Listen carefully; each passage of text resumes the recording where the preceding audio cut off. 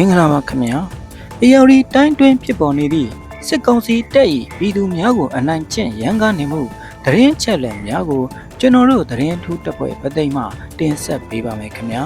။ပသိမ်မြို့ဘူရာနီးမှာစစ်ကောင်စီတပ်ဖွဲ့ဝင်တွေတပ်နက်ရန်ဖောက်ပြီးနောက်၎င်းတို့ရဲ့အမှားကိုဖုံးကွယ်ဖို့အတွက်အပြစ်မဲ့စိုက်ကားဆရာ2ဦးကိုမတရားဆွဆွဲဖမ်းဆီးသွားတဲ့တဲ့တင်ကိုတင်ဆက်ပေးပါမယ်။အေရီတိုင်းပသိမ်မြို့ဘူရာနီးမှာဇူလိုင်လ3ရက်နေ့နေ့လယ်ပိုင်းက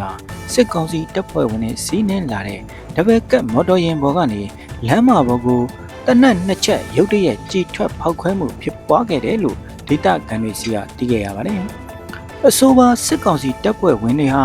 တနက်ကြီးစံရုတ်တရက်မတော်တဆထွက်သွားခြင်းသို့မဟုတ်လက်ကောင်းကိုဖျို့ဖျဲဖြစ်ပြီးပြစ်မိခြင်းဖြစ်နိုင်တော့လဲအဆိုပါအမားကိုဖုံးကွယ်ဖို့အတွက် PDF တွေကလာရောက်ပစ်ခတ်တဲ့ကဲ့သို့ဟန်ဆောင်ကကားကိုချက်ချင်းရပ်တန့်ခဲ့တာဖြစ်ပါတယ်။ထို့နောက်စစ်ကောင်စီတပ်ဖွဲ့ဝင်တွေဟာအနီးအနားရှိအပြစ်မဲ့ပြည်သူတွေကိုလိုက်လံရှာဖွေစစ်ဆေးမှုတွေပြုလုပ်ခဲ့ပြီးအနီးအနားရှိစိုက်ကားဆရာ2ဦးကိုကြီးကွန်ကောက်ယူတဲ့ဟုမဟုတ်မမှန်ဆွဆွဲကအဲ့ဒီမှာဖမ်းဆီးခေါ်ဆောင်သွားခဲ့တယ်လို့သိရပါတယ်။ဒီဖြစ်စဉ်နဲ့ပတ်သက်ပြီးဖြစ်စဉ်ကိုသိရှိရတဲ့ဒေသခံတို့ကတော့